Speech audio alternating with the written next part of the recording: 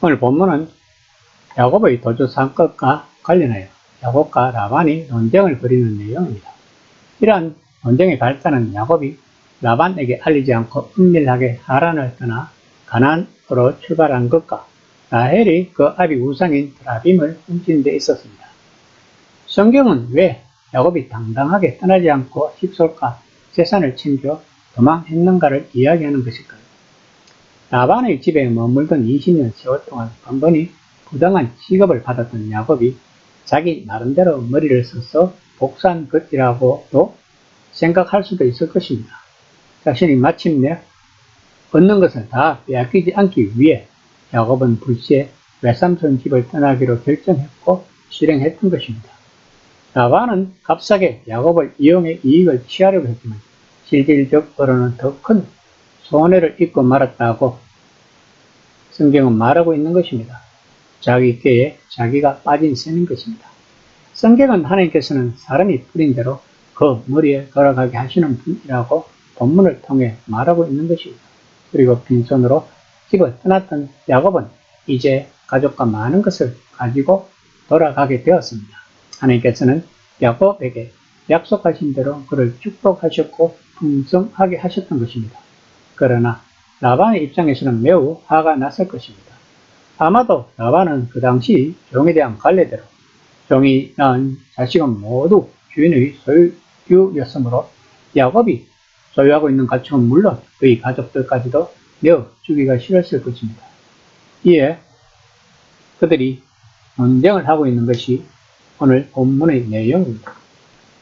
논쟁의 초반에는 야곱이 라반에 의해 일방적으로 책망을 듣게 되지만 두 사람 간의 논쟁 상황은 라반의 드라빔 수색의 실패와 함께 역전되어 결국에는 라반이 야곱과 하친 조약을 체결하게 되는 결과를 낳게 되는 것을 보여주면서 성경은 택한 자에 대한 하나님의 구호하심과 불의한 자에 대한 성도의 궁극적 승리에 대한 것을 암시하고 있는 것입니다.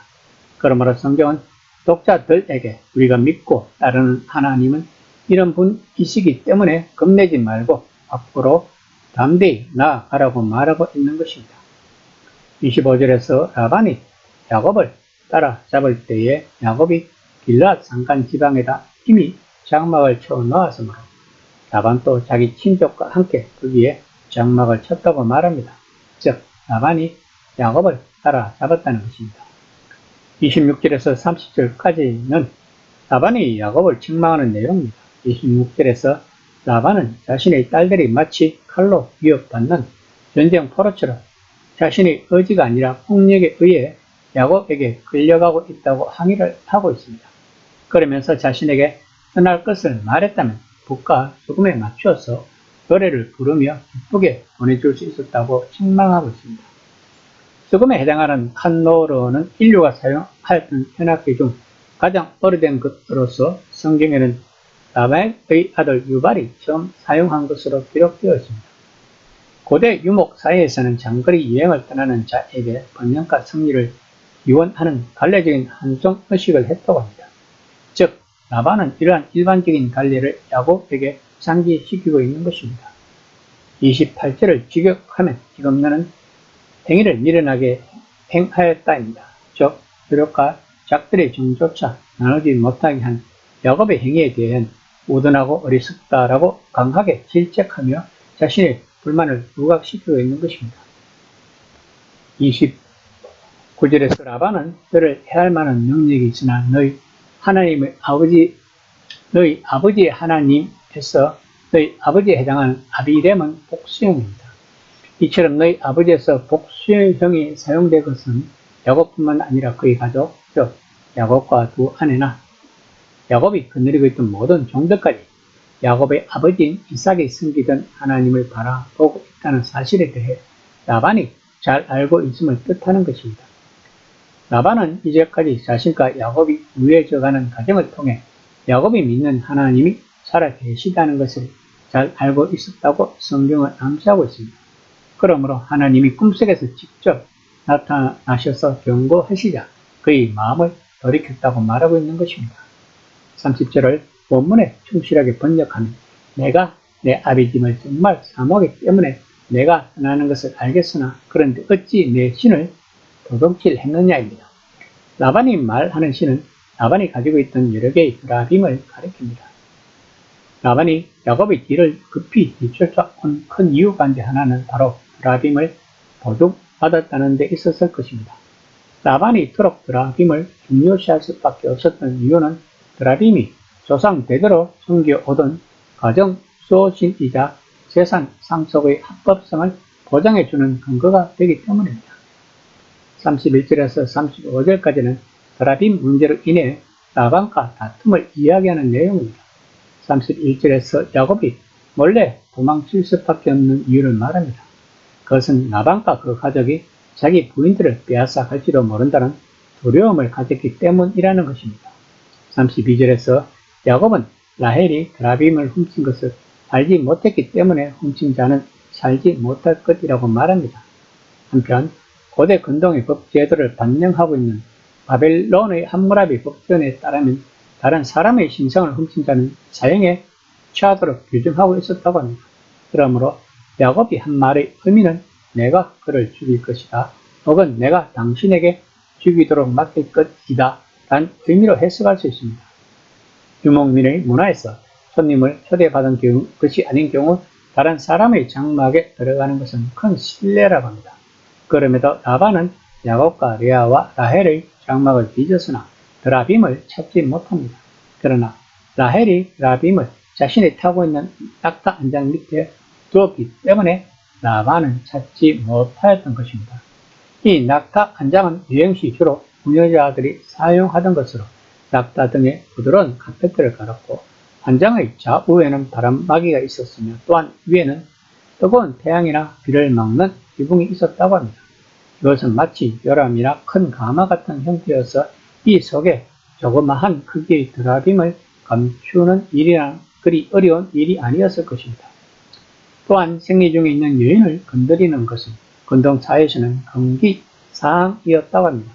뿐만 아니라 후일 모세의 율법에서도 생리는 부정한 것으로 간주되어 생리 기간 중에 있는 여인은 종교 의식에 참여할 수 없었고 외부와의 접촉도 금지되었습니다.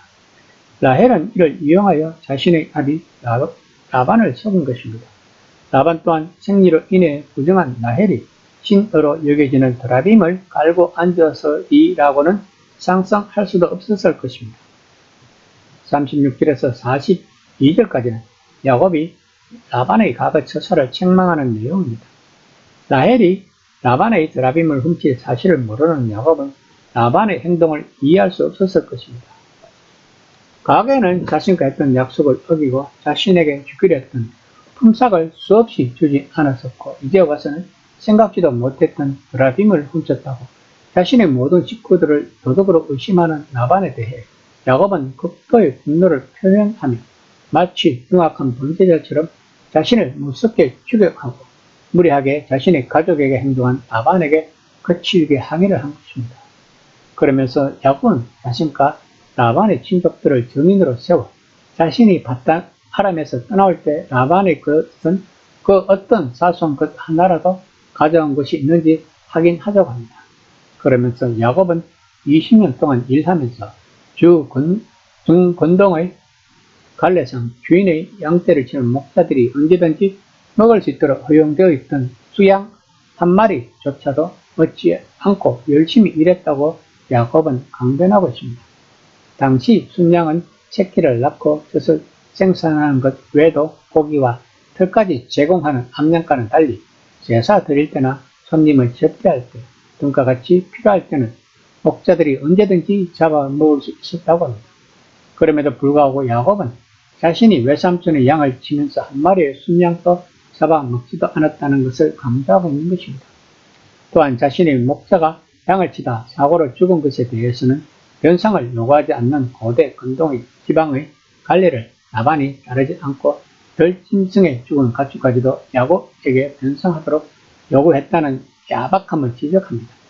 또한 야곱은 20년 동안 극심한 더위와 혹독한 추위를 모두 견디며 최선을 다했지만 품삯을 무려 10번을 바꾸었다며 항변을 합니다. 그러면서 야곱은 자신의 조상의 하나님 곧 아브라함을 보살펴 주신 하나님이시며 이삭을 지켜주신 두려운 분께서 저와 함께 계시지 않으셨다면 당신은 틀림없이 빈손으로 돌려보냈을 것인데, 그러나 하나님은 자신이 겪은 고난과 수고를 몸소 살피시고 어젯밤에 당신에게 나타났다고 말합니다. 그렇다면 야곱은 베델에서 하나님이 자신에게 언약하신 것을 20년 동안 하나님을 믿고 신뢰하며 따랐다고 성경은 말하고 있는 것일까요? 바울은 에베소서 6장 5절에서 7절까지 죽기에 하듯하고 눈가림으로 거짓되어 흥치 말고 성실하게 맡겨진 일을 감당하게 할 것을 이야기했습니다. 아마도 이것이 하나님을 믿는 성도들의 삶일 것입니다. 다시 말하면 우리들은 우리들의 삶을 하나님이 지켜보신다고 생각하고 한 순간도 최선을 다하는 삶을 살아가야 한다는 것입니다. 이 시간 나는 과연 나의 삶을 최선을 다하고 있는지 한번 생각해 보는 시간이 되었으면 합니다.